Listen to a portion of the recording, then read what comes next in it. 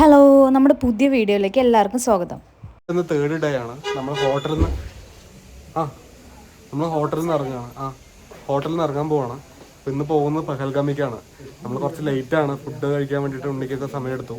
ഇതാണ് നമ്മുടെ hotel. Totally tired ആയിരുന്നു. സോ നമ്മൾ ഇന്ന് മെല്ലെ പോവാന്ന് വിചാരിച്ചു. അതുകൊണ്ടാണ് ലേറ്റ് ആയത്. നമ്മൾ 3 ദിവസം താമസിച്ച ഹോട്ടലാണിത്. നല്ല സർവീസും നല്ല ഫുഡും ആയിരുന്നു ഇവിടെ. ശ്രീനഗറിൽ നിന്ന് പെഹൽഗാമിലേക്ക് 2.5 മണിക്കൂറിൻ്റെ ട്രാവൽ ഉണ്ടായിരുന്നു. 89 കിലോമീറ്ററാണുള്ളത്. നമ്മുടെ പാക്കേജിൻ്റെ ഭാഗമായിട്ട് നമുക്ക് ആപ്പിൾ വാലിയും സാഫ്രോൺ വാലിയും കവർ ചെയ്യാനുണ്ടായിരുന്നു. പക്ഷെ വിൻ്റർ ആയതുകൊണ്ട് തന്നെ നമുക്ക് അതൊന്നും കാണാൻ പറ്റിയിട്ടുണ്ടായിരുന്നു. നമ്മൾ അതെല്ലാം മിസ് ചെയ്തു. ഡ്രൈ ഫ്രൂട്ട്സും സാഫ്രോണും ഒക്കെ വിൽക്കുന്ന കടയുണ്ട്. അവിടെ പോയതാണ് നമ്മൾ. അവിടെ നിന്ന് നമുക്കൊരു കാവ കൊണ്ടു തന്നിട്ടുണ്ടായിരുന്നു. എനിക്കത് അത്ര ഇഷ്ടമായിട്ടുണ്ടായിരുന്നില്ല. ഇതാണ് സാഫ്രോൺ, ഒറിജിനൽ സാഫ്രോൺ. ഒറിജിനൽ സാഫ്രോണിന് നല്ല സ്മെല്ലുണ്ടാവും. അതുപോലെ തന്നെ നമ്മളത് ഒരു കടിച്ചു നോക്കുമ്പോൾ ചെറിയൊരു കശപ്പുണ്ടാവും. അതുപോലെ തന്നെ പ്യുവർ സാഫ്രോൺ ആണെന്ന് തിരിച്ചറിയാൻ വേണ്ടിയിട്ട് കടിക്കുമ്പോൾ തന്നെ ആ ഒരു യെല്ലോ ഷെയ്ഡ് നമുക്ക് വരും. നാക്കിലും പല്ലിലൊക്കെ ഒരു യെല്ലോ കളർ ഉണ്ടാവും. അതൊക്കെയാണ് നമുക്ക് സാഫ്രോൺ മാർക്കറ്റിൽ ഫേക്ക് ആയിട്ടുള്ളതും കിട്ടുമല്ലോ. അപ്പോൾ ഏതാ നല്ലത് ഏതാ പ്യുവർ എന്നൊക്കെ അറിയാൻ വേണ്ടിയിട്ട് ഇതൊക്കെയാണ് ടെക്നിക്ക്. ഇതെല്ലാം ഇവിടെ തന്നെ കൾട്ടിവേറ്റ് ചെയ്യുന്നതാണ്. 20 ഗ്രാമിന് 6000 രൂപയും 50 ഗ്രാമിന് 15,000, 10 ഗ്രാമിന് 3000, പിന്നെ 5 ഗ്രാമിൻ്റെ 1500. അങ്ങനെ വരുമ്പോൾ 1 ഗ്രാമിൻ്റെ പാക്കറ്റും ഉണ്ട്. 1 ഗ്രാമിൻ്റെ 300 രൂപയാണ് ചാർജ് ചെയ്യുന്നവർ. ഈ കൊണ്ടുവന്നിരിക്കുന്ന സാധനം ഷിലാജിത്ത് എന്നാണ് പേര്. ഇത് ഹിമാലയൻ ഗോൾഡ് എന്നും അറിയപ്പെടും. ഇത് ഹൈ ആൾട്ടിറ്റ്യൂഡിലുള്ള ഹിമാലയൻ റേഞ്ചസിൽ കാണപ്പെടുന്ന ഒരു നാച്ചുറൽ ആയുർവേദിക് പ്രോഡക്റ്റ് എന്നൊക്കെ പറയാം. ഇത് ഡെഡ് ആയിട്ടുള്ള അനിമൽസ് പ്ലാന്റ് ബോഡീസിൻ്റെ അത് ഡീകമ്പോസ് ചെയ്തിട്ടാണ് ഇത് ഉണ്ടാകുന്നത്. നല്ല ഹെൽത്ത് ബെനിഫിറ്റ് ഉള്ള ഒരു പ്രോഡക്റ്റാണ്. മിനറൽസും ആൻറ്റി ഓക്സിഡൻസും anti ageing anti cancerous properties ഒക്കെ ഉണ്ടെന്നാണ് പറയപ്പെടുന്നത്. അത്യാവശ്യം നല്ല ക്വാളിറ്റി പ്രോഡക്റ്റ് ഒക്കെ ആയിരുന്നു. അതുപോലെ തന്നെ അതിനനുസരിച്ചുള്ള റേറ്റും അതിനുണ്ട്. ഇതെല്ലാം സാഫ്രോൺ ഫീൽഡാണ്. വിൻ്റർ ലാസ്റ്റാണ് നമ്മൾ പോയിട്ടുള്ളത്. അതുകൊണ്ട് തന്നെ ഇവിടെ കൃഷിയും കാര്യങ്ങളൊന്നുമില്ല. ഇപ്പോൾ ഇനി വിൻ്ററൊക്കെ കഴിഞ്ഞ് സമ്മർ സ്റ്റാർട്ട് ചെയ്യുമ്പോൾ ഇവിടെ ഓരോ കൃഷികളും സ്റ്റാർട്ട് ചെയ്യും. അതുപോലെ തന്നെ ഫുള്ള് ഗ്രീനറി ആയിരിക്കും. നമ്മൾ പോകുന്ന വഴിക്കായിരുന്നു ഈ പുൽവാമയിലോട്ടുള്ള വഴി. പുൽവാമ അറ്റാക്ക് എല്ലാവർക്കും ഓർമ്മയുണ്ടാവുമെന്ന് വിചാരിക്കും. മിലിറ്ററി വണ്ടികളൊക്കെ പാസ് ചെയ്യുന്ന ഒരു ഇതുണ്ട്, കോൺവോയ് എന്ന് പറയും. ആ ഒരു വണ്ടികൾ പോയിക്കൊണ്ടിരിക്കുമ്പോൾ അതിലോട്ട് സൂസൈഡ് ബോംബർ പോയി മിലിറ്ററി വണ്ടിയിലോട്ട് ഈ സൂസൈഡ് ബോംബറിൻ്റെ വണ്ടി കൊണ്ട് ഇടിച്ചു. അപ്പോൾ കുറേ സൈനികരൊക്കെ മരിച്ചു. നമ്മുടെ ഡ്രൈവർ പറയണത് എന്താണെന്ന് വെച്ചാൽ ഗവൺമെൻറ് ഡിക്ലെയർ ചെയ്ത മരണസംഖ്യനേക്കാളും കൂടുതൽ പേര് അവിടെ മരിച്ചിട്ടുണ്ട്. അതുപോലെ തന്നെ കുറേ പേർക്ക് പരിക്ക് ഏറ്റിട്ടുണ്ട് എന്നാണ് പറയുന്നത്. പക്ഷെ അതൊന്നും ഗവൺമെന്റ് ഡിക്ലെയർ ചെയ്തിട്ടില്ല. 40 സൈനികരും ആ സൂസൈഡ് ബോംബറുമാണ് മരിച്ചെന്നാണ് ഗവൺമെന്റ് ഡിക്ലെയർ ചെയ്തിട്ടുള്ളത്. അങ്ങനെ നമ്മൾ ആപ്പിൾ വാലിയിലോട്ടാണ് എത്തിയിരിക്കുന്നത്. ഇവിടെ ഫുൾ ആപ്പിൾ കൃഷിയാണ്.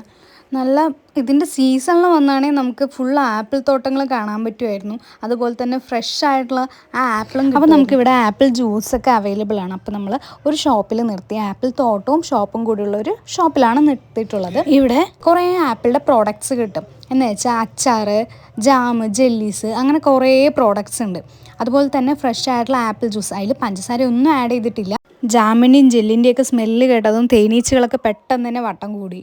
നമുക്ക് നാട്ടിൽ ആപ്പിളിൻ്റെ അച്ചാറൊന്നും കിട്ടാത്തതുകൊണ്ട് നമ്മൾ ആപ്പിളിൻ്റെ അച്ചാറായിരുന്നു വാങ്ങിയിട്ടുണ്ടായിരുന്നത്. കാശ്മീരിൽ ആപ്പിൾ ഫേമസ് ആയതുകൊണ്ട് അവിടുത്തെ ആപ്പിൾ അച്ചാറാണ് നമ്മൾ മേടിച്ചത്. 250 ഗ്രാം ആപ്പിൾ അച്ചാറിന് വില 300 രൂപയാണ് അവർ ചാർജ് ചെയ്തത്. അതിനകത്ത് ഡ്രൈവറിന് കമ്മീഷൻ പോയിട്ടുണ്ടാവുമെന്നൊന്നും അറിയില്ല. ഡ്രൈവർക്ക് പരിചയമുള്ള ഒരു ഷോപ്പിലാണ് വണ്ടി നിർത്തിയത്. പോകുന്ന വഴിയെല്ലാം ഭയങ്കര ബ്യൂട്ടിഫുൾ ആണ്. നമ്മൾ കാശ്മീരിൽ കേൾക്കുമ്പോൾ തന്നെ ആട്ടിടന്മാരും അങ്ങനത്തെ ഇമേജ് ആണല്ലോ ഫസ്റ്റ് വരിക. മഞ്ഞ് കഴിഞ്ഞാൽ പിന്നെ നെക്സ്റ്റ് വരുന്നത് ആട്ടിടന്മാരൊക്കെ ആണല്ലോ. അപ്പം നമുക്കും കാണാൻ പറ്റി ആട്ടിടന്മാരെ പോകുന്ന വഴിക്ക്.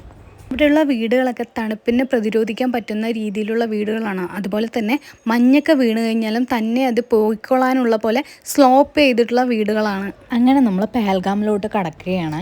അനന്ത്നാഗ് ഡിസ്ട്രിക്റ്റിലാണ് പെഹൽഗാം ഉള്ളത്. അതുപോലെ തന്നെ അമർനാഥ് യാത്രേൻ്റെ ബേസ് ക്യാമ്പ് അല്ലെങ്കിൽ സ്റ്റാർട്ടിംഗ് പോയിന്റ് ഉള്ളത് പെഹൽഗാമിലാണ്. നമ്മൾ പെഹൽഗാം സ്റ്റാർട്ട് ചെയ്തപ്പോൾ തന്നെ മഞ്ഞൊക്കെ 2 സൈഡും വാലീസിലും മുഴുവനും കാണാൻ പറ്റുന്നുണ്ടായിരുന്നു. പിന്നെ ഒരു ഓപ്ഷൻ എന്താണെന്ന് വെച്ചാൽ പെഹൽഗാം ടൗണിൽ കുറേ പോണീസ് ഉണ്ടാവും. പോണി ഹയർ ചെയ്തിട്ട് നമുക്ക് ബൈസറൻ വാലിയിലോട്ട് പോകാൻ പറ്റും. അങ്ങനെ നമ്മൾ പെഹൽഗാം ടൗണിൽ എത്തിയിട്ടുണ്ട്. ഇവിടെ തന്നെ പ്രൈവറ്റ് ടാക്സി സ്റ്റാൻഡുകളുണ്ട്. അതുപോലെ തന്നെ പോണി ഹയർ ചെയ്യാൻ വേണ്ടിയിട്ടുള്ള കുറേ സ്പോട്ടുകളുണ്ട്. അവിടെ നിന്ന് നമുക്ക് പോണി എടുക്കാം, അല്ലെങ്കിൽ ടാക്സി എടുക്കാം. വണ്ടി പാർക്ക് ചെയ്ത സ്ഥലത്ത് തന്നെ അത്യാവശ്യം മഞ്ഞ് വീണ് കിടക്കുന്നുണ്ടായിരുന്നു. ടൗണിൽ തന്നെ ഒരു പാർക്ക് ഉണ്ടായിരുന്നു. അപ്പോൾ ഋതിക്കുട്ടിക്ക് കളിക്കാമല്ലോ എന്ന് പറഞ്ഞിട്ട് നമ്മൾ ആ പാർക്കിലോട്ട് കയറിയിട്ടുണ്ടായിരുന്നു. വേറെ മഞ്ഞൊക്കെ ഹെവി മഞ്ഞാണെങ്കിൽ അവൾക്ക് കളിക്കാനും ബുദ്ധിമുട്ടാവും. ഇവിടെ ആകുമ്പോൾ കുറച്ച് മഞ്ഞേ ഉള്ളൂ, അവൾക്ക് കയ്യിൽ പിടിക്കാൻ കളിക്കാം എല്ലാം ചെയ്യാം. അപ്പോൾ കുറച്ച് നേരം ഇവിടെ കളിക്കാമെന്ന് പറഞ്ഞിട്ട് ഇവിടെ കയറിയതായിരുന്നു. പഹൽഗാം ടൗണിൽ എത്തിയപ്പോൾ തന്നെ 2 മണി കഴിഞ്ഞായിരുന്നു. അപ്പോൾ അടുത്തുള്ള ഒരു വെജിറ്റേറിയൻ ഹോട്ടലിൽ പോയി ഭക്ഷണം കഴിക്കാമെന്ന് വിചാരിച്ചു. പുറത്ത് പോയി നോൺ വെജ് കഴിക്കണ്ടെന്ന് വിചാരിച്ച ഒരു വെജ് ഹോട്ടലിലാണ് കയറിയത്. ഗുൽമാർഗ് പോയിട്ട് കാശ്മീരി പുലാവ് കഴിക്കണം എന്നുണ്ടായിരുന്നു, പക്ഷേ അതൊന്നും നടന്നിട്ടുണ്ടായിരുന്നില്ല. അതുകൊണ്ട് തന്നെ ഇവിടെ നിന്ന് നമുക്ക് ആ ആഗ്രഹം സാധിച്ചെടുക്കാമെന്ന് വിചാരിക്കണം. കുറേ കാഷ്നട്ടും ബദാമും എന്തൊക്കെ ഇട്ടിട്ടുണ്ട്. കാശ്മീരി പുലാവാണ്, നന്നായിട്ടുണ്ട്, നല്ല ടേസ്റ്റ് ഉണ്ട്. പിന്നെ വിശപ്പുണ്ടാവുമ്പോൾ പിന്നെ രുചിയും കൂടുമല്ലോ. ബാക്കിൽ കാണുന്ന തല ഋതിക്കുട്ടിൻ്റെയാണ്. കുറേ റൈസിൻസും ബദാമും എല്ലാം ഉണ്ടായിരുന്നു. ഒരുപാട് എരിവും അങ്ങനെയൊന്നും ഉണ്ടായിരുന്നില്ല, പക്ഷെ നല്ല ഫ്ലേവർഫുള്ളാണ്. കുതിരേൻ്റെ റേറ്റൊക്കെ അന്വേഷിച്ചപ്പോൾ നല്ല റേറ്റ് ആയിരുന്നു പറഞ്ഞിട്ടുണ്ടായിരുന്നു. 3000 ആയിരുന്നു രണ്ടാൾക്കും കൂടെ പറഞ്ഞിട്ടുണ്ടായിരുന്നത്. പിന്നെ ഋതിക്കുട്ടിയും കരയാൻ തുടങ്ങി, അവൾക്ക് കയറണം എന്ന് പറഞ്ഞിട്ട്. ഞങ്ങൾ അത് കയറ്റി പേടിക്കുമോ എന്നൊക്കെ വിചാരിച്ചു, താഴെ വീഴുമോ എന്നൊക്കെ വിചാരിച്ചു. പക്ഷെ അവൾക്ക് കയറണം എന്ന് പറഞ്ഞുകൊണ്ട് മാത്രം നമ്മൾ 1000 രൂപയ്ക്കാണ് കുതിരനെ എടുത്തിട്ടുണ്ടായിരുന്നത്. പോണിക്ക് എടുക്കുമ്പോൾ നമ്മൾ ചോദിക്കേണ്ടത് എത്ര ദൂരത്തേക്കാണ് നമ്മൾ റൈഡ് ചെയ്യുന്നത്, എത്ര രൂപയാവും എന്നൊക്കെ അന്വേഷിക്കണം. കാരണം ഇവർ 10,000-3000 രൂപയും പറഞ്ഞിട്ട് ഒരു 5 മിനിറ്റ് വാക്കിലൊക്കെ കൊണ്ടാക്കിയിട്ട് ഏതെങ്കിലും പോയിൻ്റൊക്കെ കാണിച്ചിട്ട് അത് ആ പോയിൻ്റാണ് ഈ പോയിൻ്റാണെന്നൊക്കെ പറയും. അതൊക്കെ നമ്മൾ കറക്റ്റായി അന്വേഷിച്ചിട്ട് വേണം ഒരു പോണിയിൽ കയറാനായിട്ട്. നമ്മളോട് 3000 രൂപ എന്നൊക്കെ പറയും, എന്നിട്ട് 10 മിനിറ്റ് 15 മിനിറ്റിൻ്റെ റൈഡായിരിക്കും ചിലപ്പോൾ കൊണ്ടുപോകുന്നത്. നമുക്കറിയില്ലല്ലോ. അപ്പോൾ കറക്റ്റായിട്ട് എത്ര ദൂരത്തേക്കാണ്, എന്തൊക്കെ പോയിൻ്റ് ഉണ്ട്, അതൊക്കെ പോയിൻറ്റിൻ്റെ ഫോട്ടോസൊക്കെ അവരുടെ കയ്യിലുണ്ടാവും. അപ്പോൾ അതൊക്കെ ഉണ്ടെങ്കിൽ അതൊക്കെ നോക്കി വേണമെന്നുണ്ടെങ്കിൽ മാത്രം ഉറപ്പിച്ചാൽ മതി. നമ്മൾ കുതിര സവാരി എടുക്കുന്നതിന് മുമ്പ് ഓരോ കുതിരയ്ക്കും ഡെഡിക്കേറ്റഡ് ആയിട്ട് ഓരോ ആൾക്കാരുണ്ടെന്ന് കൺഫേം ചെയ്യണം. ഞങ്ങൾക്ക് എന്താ പറ്റിയെന്ന് വെച്ച് കഴിഞ്ഞാൽ, ഞങ്ങളുടെ പൈസ ഡീൽ ചെയ്ത ഒരാൾ പകുതി ദൂരം വന്നിട്ട് നമ്മുടെ അടുത്ത് ചോദിച്ചു, കുറച്ച് കൂടുതൽ പ്ലേസ് കാണിച്ചു തരാം, നിങ്ങൾ കുറച്ചും കൂടെ ഓപ്റ്റ് ചെയ്യുന്നോ, പൈസ എക്സ്ട്രാ 300 രൂപയാവുള്ളൂ 500 രൂപയാവുള്ളൂ എന്നൊക്കെ പറഞ്ഞായിരുന്നു. എന്നിട്ട് ആൾ പകുതി വെച്ച് മുങ്ങി. അപ്പോൾ നമ്മളുടെ 2 കുതിരയെ ഓടിച്ചത് ഈ സ്ക്രീനിൽ കണ്ട ചേട്ടനാണ്. അപ്പോൾ നമുക്ക് കുറച്ചും കൂടി പാനിക്കാവും. 2 കുതിരയ്ക്ക് ഒരാളാവുന്ന സമയത്ത് കൺട്രോൾ ചെയ്യാനൊക്കെ കുറച്ച് ബുദ്ധിമുട്ടാണല്ലോ.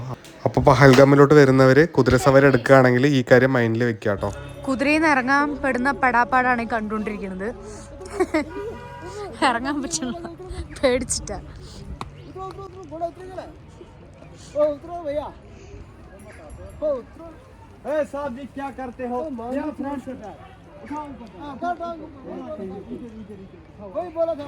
നമ്മൾ വരുമ്പോൾ ഒരു ലേഡി കുതിരപ്പുറത്തുനിന്ന് വീണിട്ട് മേലെ മുഴുവൻ ചളിയൊക്കെ ആയിട്ട് നടന്നു വരുന്നുകൊണ്ടിരിക്കുന്നുണ്ടായിരുന്നു.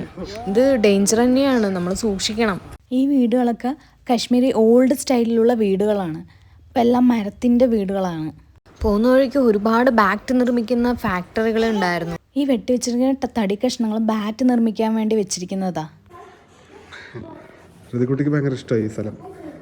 അവള് എത്തിയാൽ തന്നെ ഈ പൂക്കളൊക്കെ കണ്ടിട്ട് ഓടി ഓടി പറിക്കാൻ നടക്കണ്ടായിരുന്നു. ടാറ്റ പ്രവാ.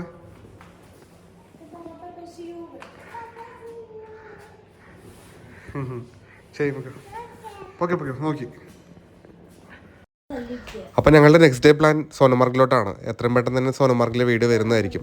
നിങ്ങൾക്ക് എന്തെങ്കിലും എൻക്വയറീസോ കൊറീസോ ഉണ്ടെങ്കിൽ ജസ്റ്റ് കമൻറ്റിൽ പോസ്റ്റ് ചെയ്യാം കേട്ടോ. Thanks for watching this video.